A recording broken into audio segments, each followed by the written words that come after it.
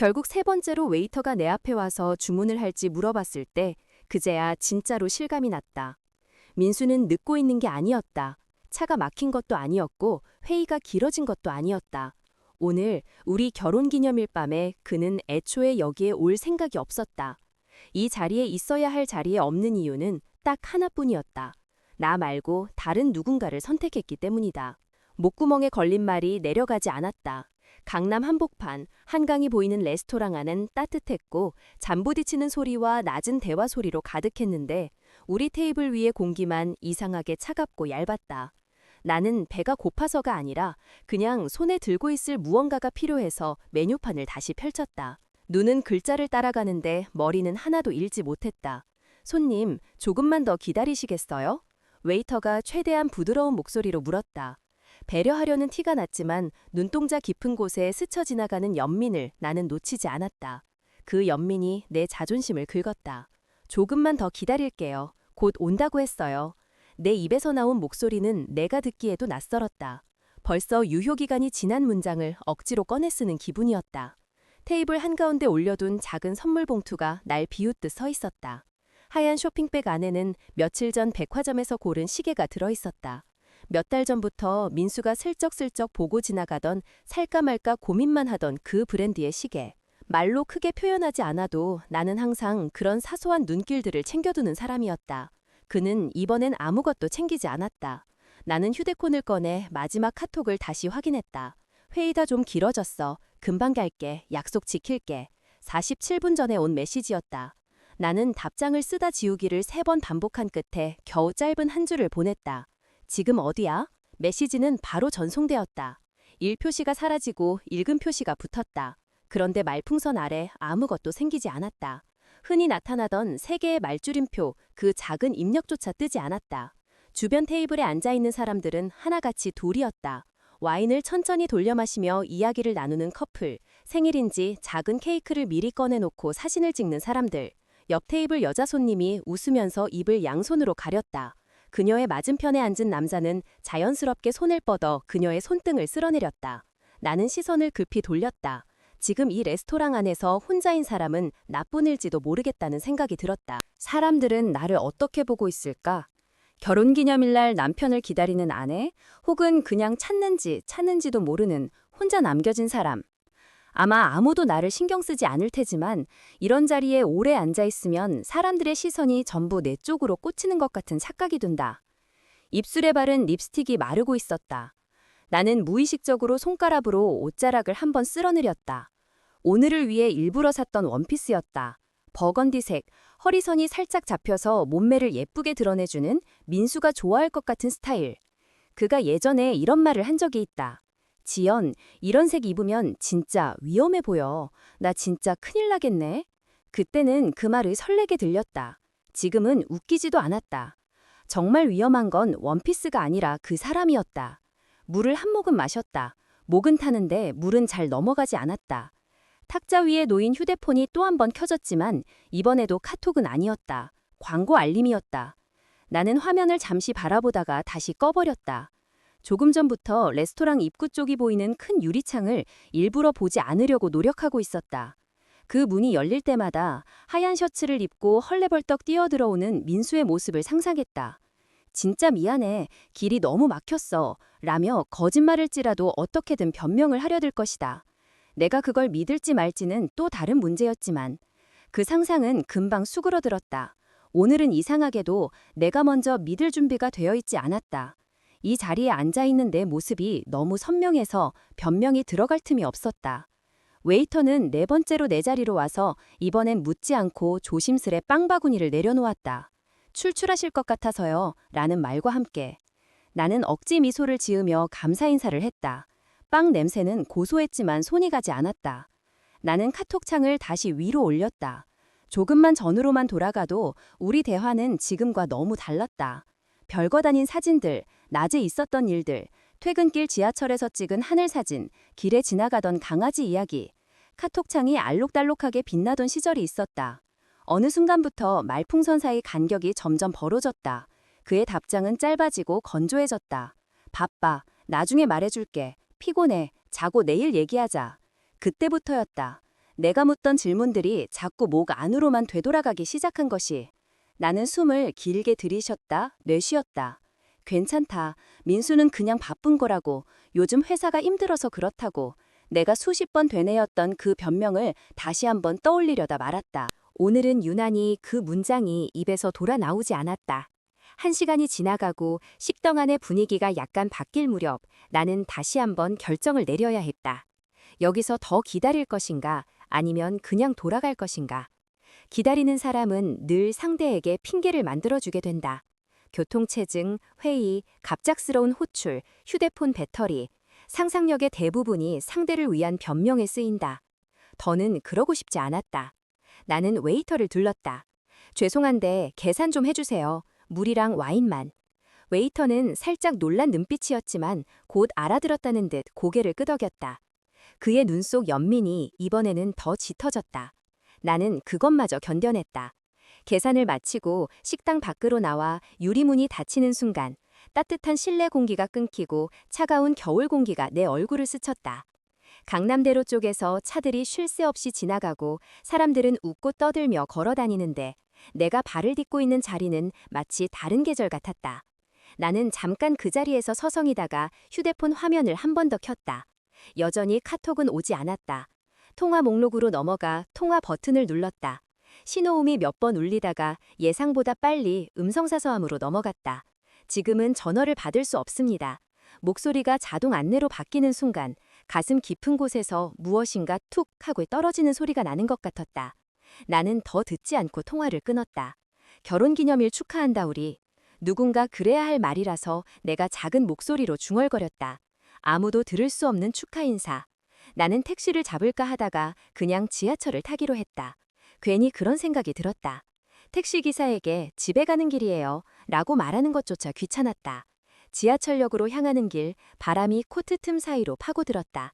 신호등 앞에 서서 기다리는데 건너편에서 팔짱을 낀 커플이 다정하게 웃으며 무언가를 이야기했다. 그들 사이에는 비밀이 없어 보였다.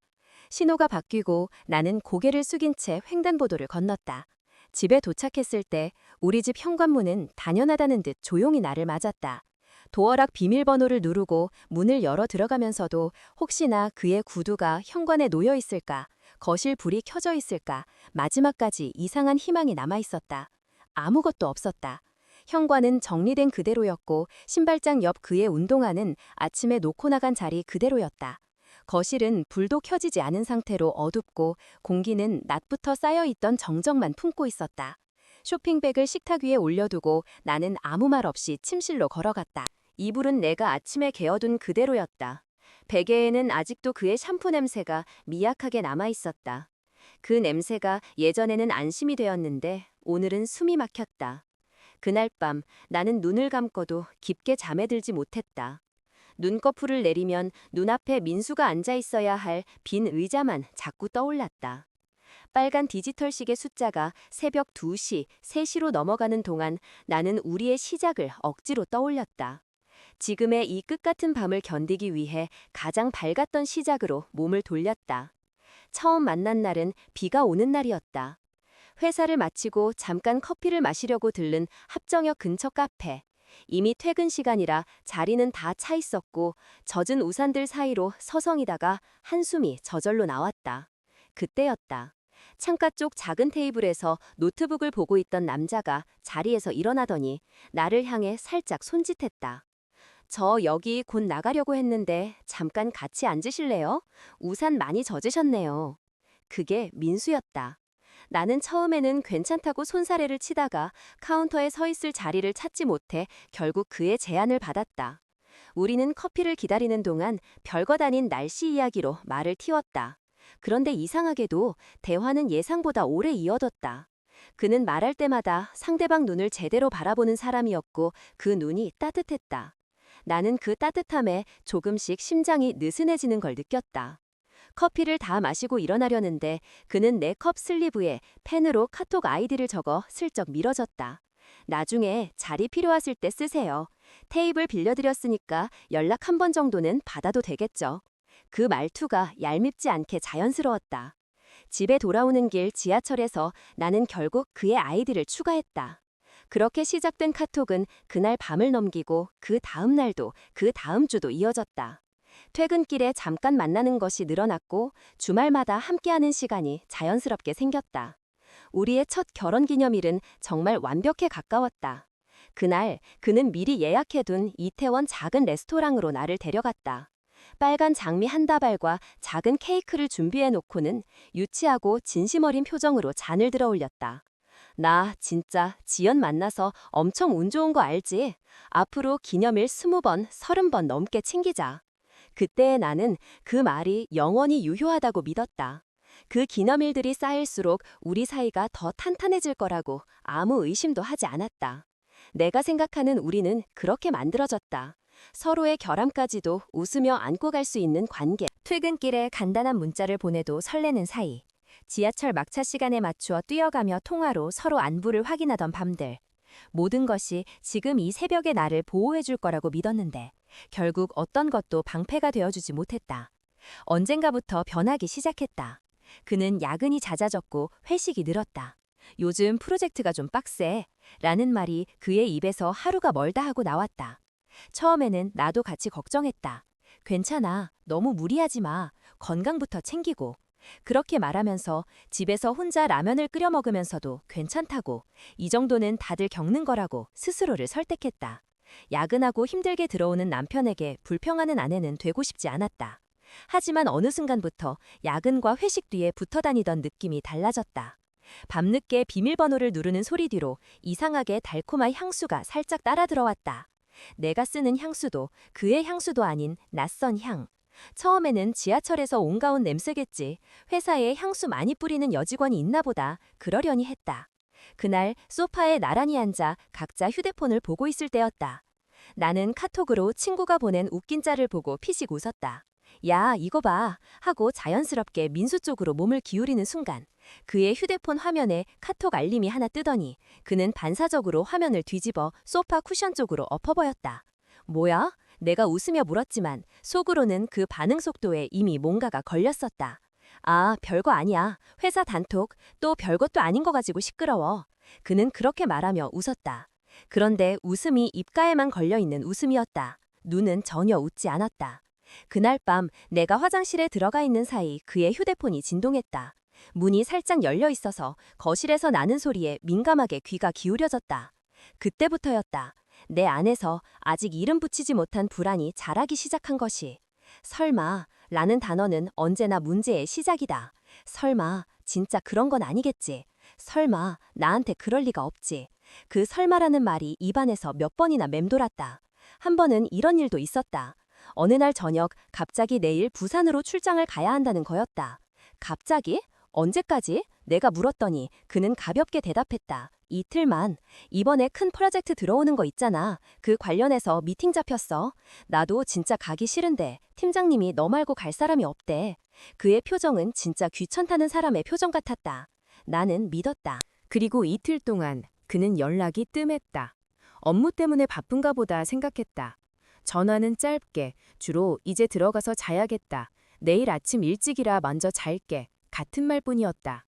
그 출장에서 돌아왔을 때 그는 이상하게 더 다정했다. 기념품이라며 부산 어딘가에서 산 자잘한 기념품을 내밀었고 내 머리를 쓰다듬으며 보고 싶더라 라고 말했다.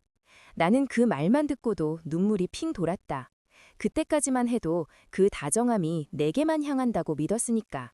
지금 생각하면 아마 그때부터였을 것이다. 그의 마음이 우리 집 바깥 어딘가에 머물기 시작한 건. 디지털 시계가 새벽 3시를 넘길 즈음 나는 결국 침대 옆을 빠져나와 옷장 쪽으로 갔다. 그의 정장들이 가지런히 걸려있는 모습이 이상하리만큼 낯설었다. 정장 하나를 아무 생각 없이 꺼내들고 깃 안쪽을 만지다가 손끝에 종이 같은 게 걸렸다. 안주머니 안쪽에서 반쯤 접힌 영수증이 하나 나왔다. 무심코 펼쳐본 그 영수증에는 낯익은 프랜차이즈 이름이 아니라 조금 고급스러운 이탈리안 레스토랑 이름이 적혀 있었다. 위치는 연남동. 날짜는 2달 전 어느 금요일 밤. 시간은 밤 9시. 주문 내역에는 파스타 2개, 와인 2잔, 그리고 디저트 하나자 찍혀 있었다. 그날 그는 분명 회사에서 야근하느라 늦는다고 했었다. 밤 11시가 넘서야 헥헥거리며 들어와 진짜 죽는 줄 알았다. 오늘은 그냥 라면이나 끓여 먹자라고 말하던 날이었다. 냉장고에서 꺼낸 라면 사리를 뜯으면서 나는 야근이 힘들겠다며 그의 어깨를 두드려 주었다. 그러면서도 조금 서운한 마음을 애써 삼켰다. 금요일인데 같이 맥주 한잔 하면 좋을 텐데 라고 생각하면서도 입 밖으로 꺼내지 않았다. 영수증을 쥔 손이 서서히 떨리기 시작했다. 너무 작은 단서였다. 하지만 그 작은 종이에 적힌 숫자와 시간들이 지난 몇 달간 내 뒷목을 스치고 지나갔던 의심과 찜찜함들을 한 번에 떠올리게 했다. 나는 영수증을 다시 접어서 똑같은 자리에 넣어두었다. 지금 당장 따주고 묻고 싶은 마음보다 갑자기 선명해진 한 가지 사실 때문에 숨이 막혔다. 이게 한 번이 아닐 수도 있겠다. 단순한 실수가 아니라 이미 반복되고 있는 어떤 패턴일지도 모른다는 생각. 그 생각이 머릿속에 뿌리를 내리기 시작했다. 침대로 돌아와 앉으면서 나는 마음속으로 하나의 결심을 했다. 다음에 그가 야근이라고 말하면 나는 그냥 믿지 않을 것이다. 그냥 믿지 않는 데서 멈추지 않을 것이다. 직접 확인할 것이다. 다음 날 저녁, 그는 아무 일도 없었다는 듯 퇴근에 들어왔다. 어제 결혼기념일 날 집에 없었다는 죄책감조차 없는 표정이었다. 마치 그날 내가 어디 있었는지 알고 싶어 하지 않는 사람처럼. 나도 일부러 아무 말도 꺼내지 않았다. 그 침묵이 우리 사이에 낀 장막처럼 느껴졌다. 그날 밤 10시쯤 그는 갑자기 일어나 소파 등받이에 걸어둔 셔츠를 집어들었다. 팀장님이 갑자기 자료 하나만 다시 정리해달래. 회사 잠깐만 다녀올 때. 이 시간에? 나는 일부러 담담하게 물었다. 응, 내일 아침 회의 앞두고 난리야. 금방 갔다 올게. 한두 시간? 자고 있어. 너무 기다리지 말고. 그의 입에서 나온 기다리지 말라는 말이 예전에는 배려처럼 들렸다. 오늘은 면피처럼 들렸다. 그가 현관에서 구두를 신고 코트를 걸치고 카톡할게 같은 흔한 말도 없이 문을 닫고 나가는 동안 나는 텔레비전 화면만 멍하니 바라보고 있었다. 도어락 소리가 멀어지고 복도의 발소리가 사라지자 집안은 완벽한 고요 속에 잠겼다. 나는 일부러 5분을 셌다. 초 단위로 하나하나 세면서 가슴이 서서히 차분해지는 것을 느꼈다. 이건 질투나 집착이 아니었다. 스스로에게 그렇게 말해주었다. 진실을 확인하는 최소한의 행동이라고. 5분이 지나자마자 나는 코트와 가벼운 패딩을 집어들고 현관으로 갔다. 손에 휴대폰과 지갑, 차키를 챙겼다. 마치 습관처럼 자연스럽게 준비가 됐다. 엘리베이터를 기다리는 동안 손이 약간 떨렸다. 두려움 때문이 아니라 알게 될지도 모르는 것에 대한 긴장감 때문이었다. 엘리베이터가 도착해 문이 열리는 순간 아무도 없는 캡슐 안으로 들어가면서 나는 거울 속 내 얼굴을 스치듯 쳐다봤다. 생각보다 멀쩡했다. 눈가가 붓기는커녕 오히려 묘하게 또렷했다. 지하 주차장에서 차를 빼고 나는 내비게이션에 영수증에 적혀있던 레스토랑 이름을 찍었다. 연남동의 그 식당, 쿠폰에 적힌 위치를 그대로 따라가면 되는 곳. 내비게이션 여자 목소리가 예상 소요 시간 20분입니다. 라고 말했다.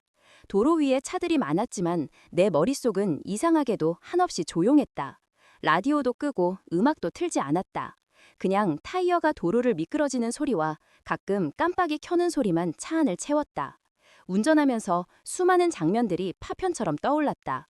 우리가 처음 손을 잡았던 날, 그가 내게 프로포즈를 하던 순간, 양가 가족들이 모여 웃던 결혼식 날, 제주도 신혼여행에서 한라산을 오르다가 비를 맞고 내려오던 우리 모습, 그리고 그 사이사이에 끼어든 작은 이상함들.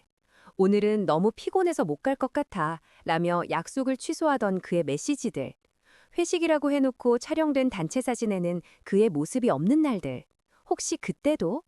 그 질문은 더 이상 과거를 파헤치려는 의심이 아니라 현재를 지탱해주던 기둥이 이미 오래전에 무너졌지도 모른다는 깨달음으로 바뀌고 있었다. 레스토랑이 있는 골목에 들어섰을 때 나는 멀찍이 있는 공영주차장에 차를 댔다. 바로 옆에 주차하면 너무 티가 날 것 같았다. 주차 공간에 차를 세우고 시동을 끈 뒤 한동안 핸들 위에 얹은 손을 그대로 두었다. 지금 돌아가면 모른 척하고 살 수 있을까? 순간 그런 생각도 스쳤다. 마음의 문을 닫고 그냥 그가 주는 최소한의 관심과 안정감에 만족하며 나머지는 보지 않고. 그런 결혼 생활을 하는 사람들도 많다고 들었다. 우리 부모님 세대에는 더더욱 많았을 것이다. 하지만 그 생각이 채 끝나기도 전에 눈앞에 오늘 레스토랑에서 마주했던 빈 의자가 떠올랐다. 그 의자에 앉은 건 나의 자존심이었다. 나는 조용히 안전벨트를 풀고 내렸다. 밤 공기는 차가웠지만 내 몸 안에서 올라오는 열기가 오히려 더 뜨겁게 느껴졌다. 길 건너편 레스토랑은 유리창으로 안이 들여다보이는 구조였다. 노란 조명이 따뜻하게 번져나오고 있었고 안에서는 누군가의 웃음소리가 새어나왔다. 식당 문 앞 인도에서 나는 한참을 서 있었다. 막 들어갈 용기를 모으고 있어서가 아니라 아직 들어가지 않았는데도 이미 많은 것들이 보였기 때문이었다. 안쪽 자리에 앉아있는 커플들, 넉넉하게 비워둔 두 사람용 테이블들, 그리고 입구 근처에서 직원과 대화하는 사람들이 어렴풋이 눈에 들어왔다. 그때였다. 바로 눈앞 도로에 익숙한 차 한 대가 천천히 들어와 레스토랑 옆 주차장으로 방향을 틀었다. 번호판이 불빛에 비치자 나는 숨을 멈췄다. 우리 집에 있던 그 차였다. 민수의 차. 그가 차에서 내렸다. 회사에 다시 가야 한다고 말할 때 입고 있던 것과는 전혀 다른 옷차림이었다. 양복 대신 차분한 니트와 코트, 머리도 대충 묶지 않고 정리해 나왔다. 무엇보다 눈에 띄는 건 그의 표정이었다. 집에서 나갈 때 보여주던 피곤한 얼굴이 아니었다. 가볍게 긴장한 사람의 얼굴, 곧 누군가를 만날 설렘이 숨겨진 그런 표정. 그는 차문에 잠그고 휴대폰을 한번 확인한 뒤 입구 쪽으로 걸어갔다. 나도 반사적으로 뒤쪽으로 몸을 숨겼다. 순간 휴대폰 화면에서 뭔가가 켜지고 그의 입가에 옅은 웃음이 스쳤다. 그 메시지는 분명 나에게 온 것이 아니었다. 몇 초 뒤 레스토랑 입구 쪽에서 누군가가 걸어 나왔다. 회색 코트를 입은 여자가 조심스럽게 머리카락을 귀 뒤로 넘기며 주변을 두리번거렸다. 그녀가 민수를 발견하는 순간 얼굴이 환하게 밝아졌다. 그녀는 자연스럽게 그에게 다가가 마치 여러 번 반복해온 동작처럼 그의 팔을 가볍게 잡았다. 목이 말랐다. 아무 말도 할 수 없었다. 그냥 숨만 크게 한 번 들이마셨다. 민수는 그녀에게 웃으며 인사했다. 평소 나에게 하던 그 편안한 미소. 그는 그녀의 등을 살짝 밀어 문을 열어주며 안으로 들어갔다. 그 행동 하나하나가 너무 익숙해서 마치 내 자리가 바뀌기만 한 것 같았다. 내가 있던 자리에는 이제 다른 사람이 앉아있을 뿐. 하늘이 무너지는 것 같은 장면을 상상했었다. 막상 그 장면이 눈앞에서 펼쳐졌을 때 세상은 아무 일도 없다는 듯 그대로 돌아가고 있었다. 차들은 여전히 지나가고 사람들은 웃고 떠들며 걸어다녔다. 무너진 건 내 안쪽이었다. 한참을 그대로 서 있다가 나는 천천히 식당 문 쪽으로 걸어갔다. 유리문에 비친 내 얼굴은 생각보다 담담했다. 눈이 충혈되거나 얼굴이 구겨진 것도 아니었다.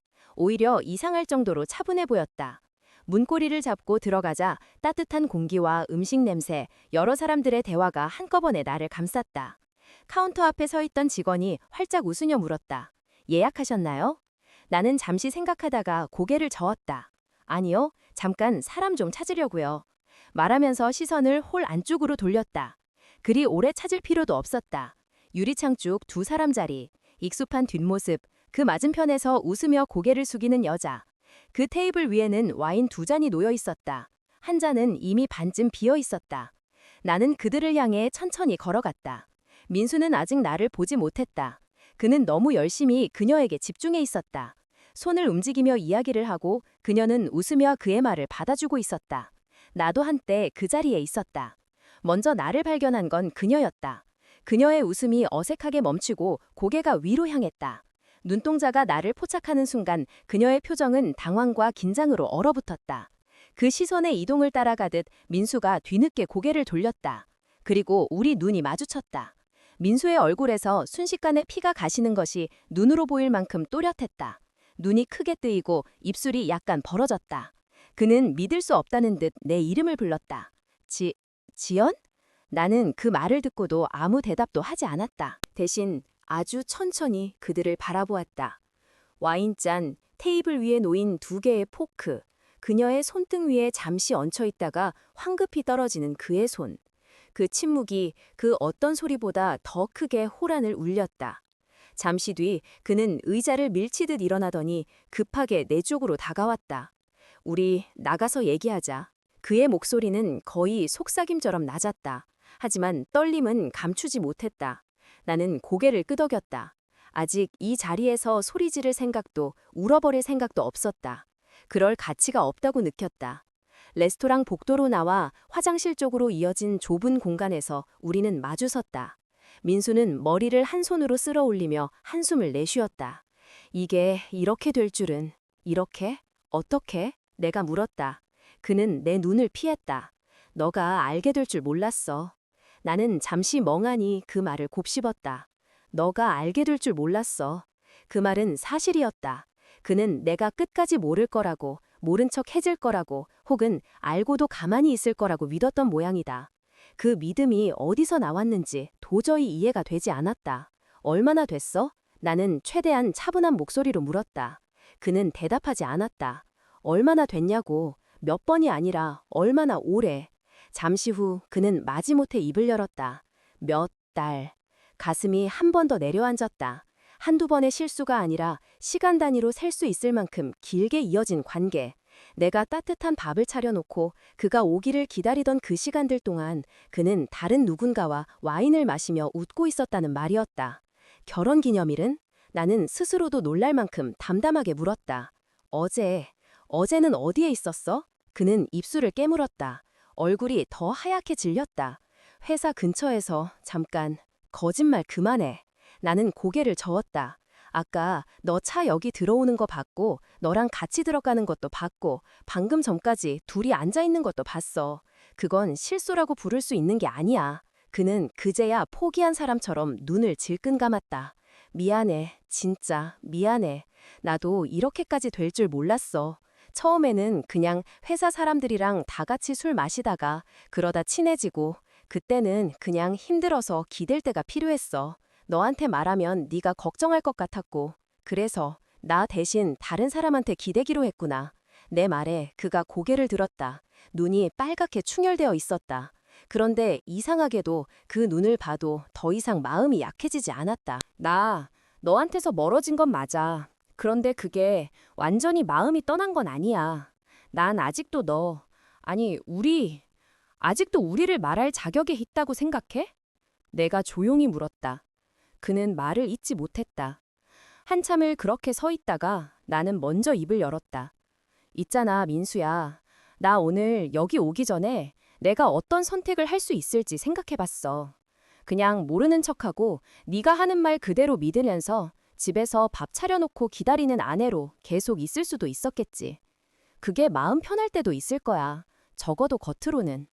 내 목소리가 조금씩 단단해지는 게 느껴졌다.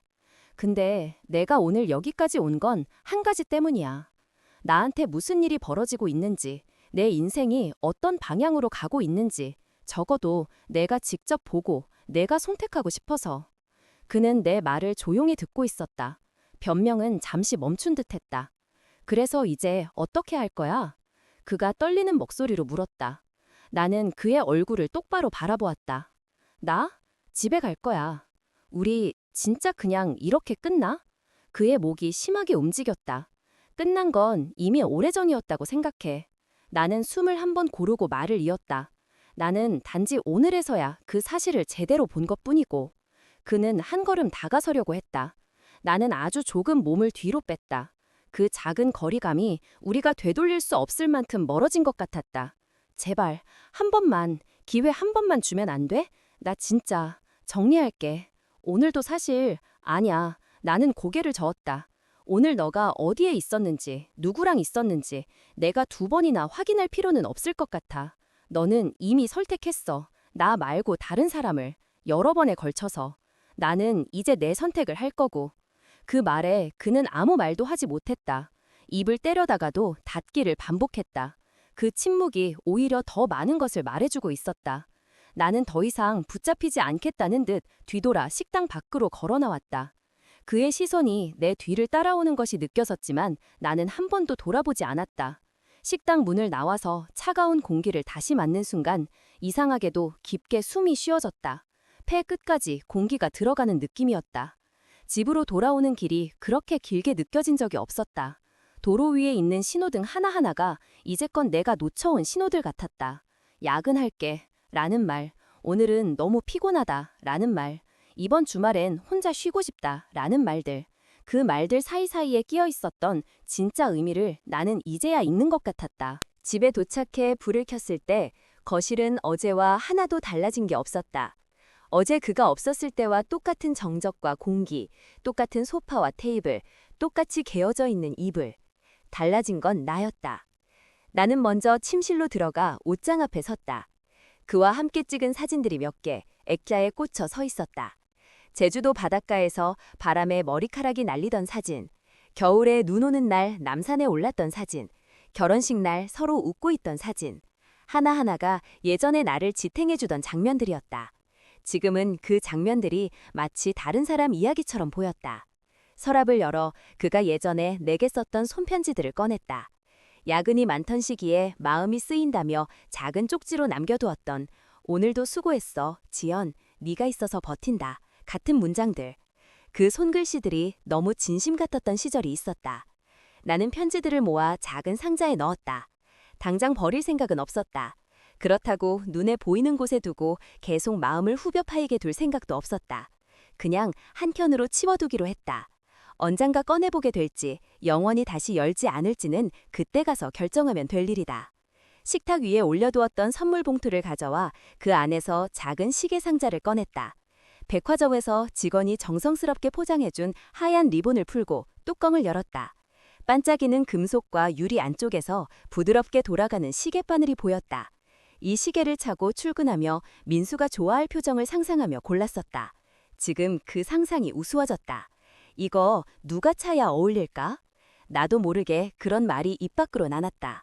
대답해줄 사람은 없었다. 나는 상자를 다시 닫았다. 얼마 후 현관 도어락 소리가 울렸다. 비밀번호 누르는 소리에 섞인 그의 호흡이 평소보다 더 가쁘게 느껴졌다. 문이 열리고 조심스럽게 닫히는 소리가 들렸다. 그의 발걸음이 거실로 다가오다가 멈췄다. 아마 내가 불 켜진 침실에 앉아있는 걸 바로 봤겠지. 지연. 그가 조심스럽게 내 이름을 불렀다. 목소리에는 망설임과 두려움이 섞여 있었다. 나는 고개만 살짝 돌려 그를 바라봤다. 코트 단추도 제대로 풀지 못한 채 서 있는 그가 낯설었다. 예전에 집에 들어올 때마다 "다녀왔어" 라고 밝게 말하던 사람과 지금 눈치를 보며 서 있는 사람, 둘이 같은 사람이라는 게 믿기지 않을 정도였다. "왔네." 나는 담담하게 말했다. 그가 코트를 벗어 의자에 걸어두고 어색하게 내 맞은편에 앉았다. 손을 모았다 폈다를 반복하며 한숨을 쉬었다. "미안해." 그가 먼저 입을 열었다. 뭐라고 말해야 할지 모르겠어. 근데 진짜 미안해. 미안하다고 말하기 전에 하나만 더 물어보자. 나는 그를 똑바로 바라보며 말했다. 어제 그 레스토랑, 오늘 그 여자, 그리고 내 휴대폰에 있던 카톡. 그게 다 실수야?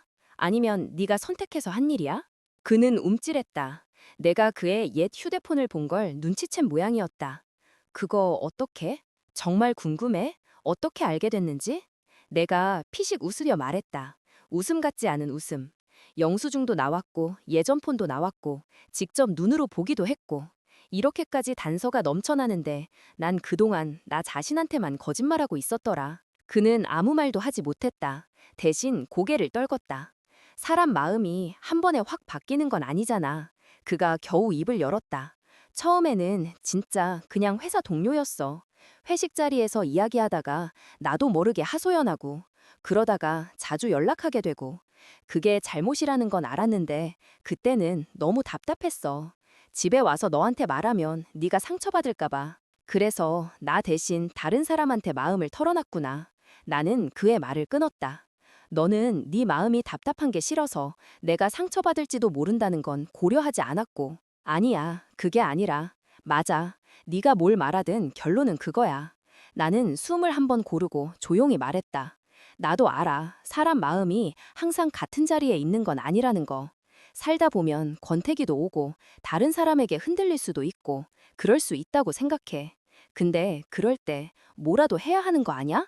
나한테 솔직해지든지 혼자 정리하든지 최소한 기념일만큼은 지켜주든지. 내 말 하나하나가 내 가슴을 찌르고 있었다. 하지만 동시에 이상할 만큼 가벼워지기도 했다. 그동안 내 안에서만 맴돌던 말들이 밖으로 나오는 순간 그 무게가 조금씩 줄어들고 있었다. 그가 떨리는 목소리로 말했다. 너를 완전히 버린 건 아니야. 너랑 산 시간도 우리가 함께 만든 기억들도 다 소중했어. 그냥 내가 너무 나약해서 둘 다 잡고 싶었던 것 같아. 그게 더 최악인 거 알아. 나는 고개를 저었다. 누군가를 완전히 떠나는 것도 완전히 붙잡는 것도 못하고 애매하게 양쪽 다 쥐고 있으려는 거. 그게 제일 잔인한 거야. 나한테도 그 여자한테도. 그는 입술을 깨물었다. 눈자가 젖어 있었지만 나는 그 눈물을 위로해줄 마음이 전혀 들지 않았다.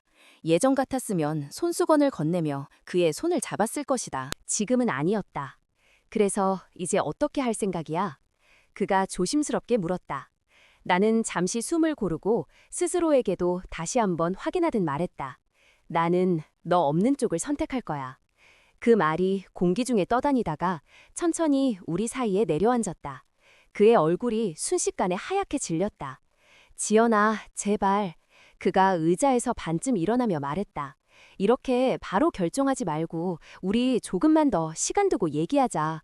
나 진짜 정리할게. 그 애랑도 연락 끊고 회사도 옮기든지 뭐든 할게. 제발 한 번만. 한 번만? 내가 되물었다. 넌 이미 수십 번의 선택을 했어. 카톡을 보낼 때마다, 영수증이 쌓일 때마다, 야근이라고 거짓말할 때마다, 결혼 기념일에 나를 레스토랑에 혼자 두고 다른 여자랑 와인 마실 때까지. 그 사이사이마다 한 번만이라고 속으로 말하면서 계속 선택했겠지. 나 말고. 그의 입이 다물어졌다. 나도 선택할 차례가 온 것뿐이야. 나는 조용히 덧붙였다. 이건 충동이 아니야. 어제 레스토랑에 앉아서 1시간 넘게 혼자 기다리던 그 시간부터, 네 옛날 폰에서 카톡을 하나하나 읽던 그 밤부터, 식당 앞에서 너랑 그 여자 들어가는 모습 보던 그 순간까지 이미 수없이 고민한 결과야. 그는 더 이상 무슨 말을 해야 할지 모르는 사람처럼 멍하니 나를 바라보고 있었다. 그 눈 속에는 후회와 두려움이 뒤섞여 있었지만 이제 그 감정들까지 내가 떠안아줄 생각은 없었다. 나는 자리에서 일어나 침실 문 쪽으로 걸어갔다. 문 앞에서 잠시 멈춰서서 마지막으로 한마디를 덧붙였다. 사람이 모든 걸 한 번에 잃는다고 생각하는데 사실은 아니야. 조금씩 조금씩 잊는 거야. 네가 야근 핑계를 댈 때마다, 휴대폰을 뒤집어둘 때마다, 나를 피해 눈을 피할 때마다 우리 사이에서 뭔가 하나씩 떨어져 나간 거야. 오늘은 그냥 내가 그 사실을 끝까지 본 날일 뿐이야. 나는 그를 뒤로 남겨둔 채 방을 나왔다. 거실로 나와 불을 하나씩 끄고 창가에 서서 바깥을 바라봤다. 서울의 밤은 여전히 밝았다. 누군가는 지금 막 데이트를 시작할 것이고 누군가는 야근을 끝내고 집으로 돌아갈 것이다. 누군가는 반지와 꽃다발을 들고 프로포즈를 할지 모른다. 그리고 누군가는 나처럼 어떤 끝에 서 있을 것이다. 창문에 비친 내 얼굴은 낯설지 않았다. 다만 예전보다 조금 더 단단해 보일 뿐이었다. 가슴속 깊은 곳에서 조용한 문장이 하나 떠올랐다. 그는 우리 결혼 기념일을 다른 여자와 보냈다. 그 사실은 바뀌지 않는다. 아무리 많은 사과와 변명이 쌓여도 어제라는 날의 진실은 그대로다. 하지만 그 뒤에 이어질 문장은 내가 선택할 수 있다. 나는 앞으로의 인생을 그 없이 보낼 것이다. 입안에서 그 문장을 천천히 되뇌었다. 처음에는 쓸쓸하게 느껴질 줄 알았는데 이상하게도 마음 한구석에서 아주 조용한 안도감이 피어올랐다. 마치 오래된 짐을 내려놓는 순간 같은 감각. 생각보다 그렇게 아프지 않았다. 더 아픈 건 그동안 내가 스스로에게 했던 거짓말들이었다. 괜찮을 거야. 다 지나가. 설마 그럴 리 없어. 같은 문장들. 그 거짓말들 사이에서 내 마음은 조금씩 닳아 없어지고 있었다. 이제야 알겠다. 나를 지키는 건 누군가의 사과나 약속이 아니라 내가 내 편에 서는 순간이다. 나는 커튼을 천천히 닫았다. 방 안은 어둑해졌지만 이상하게도 답답하지 않았다. 다시 침실로 들어가 이불 위에 앉자 거실 쪽에서 아주 작게 무너지는 숨소리가 들려오는 듯했다. 아마 민수가 주저앉아 있겠지. 한때 내가 사랑했던 사람이지만 더 이상 내가 책임져야 할 사람은 아니었다. 핸드폰 화면을 켜니 그로부터 온 메시지들이 줄줄이 쌓여 있었다. 미안해. 제발 얘기하자. 잠깐만 나와줄 수 있어? 내가 잘못했어. 같은 말들. 예전 같았으면 눈물로 번졌을 말들이 오늘은 그냥 글자로만 보였다. 나는 손가락으로 메시지 창을 한번 쓸어 올렸다가 아무 대답도 하지 않은 채 화면을 껐다. 앞으로 어떤 날들이 올지 모른다. 이혼 절차를 밟을 수도 있고 별거를 할 수도 있고 주변 사람들의 시선과 질문을 견뎌야 할지도 모른다. 외롭고 두려운 순간이 분명히 올 것이다. 하지만 적어도 한 가지는 확신할 수 있었다. 그 어떤 순간에도 나는 더 이상 그가 내 옆에 있어야만 괜찮다고 느끼는 사람이 아니라는 것. 그가 나를 선택하지 않았던 시간 속에서도 나는 끝까지 나 자신을 선택할 수 있다는 것. 그는 우리 기념일을 그녀와 보냈다. 나는 남은 인생을 나 자신과 보내기로 했다. 그리고 그 선택이 내 인생에서 가장 늦게 온, 그러나 가장 정확한 선물처럼 느껴졌다.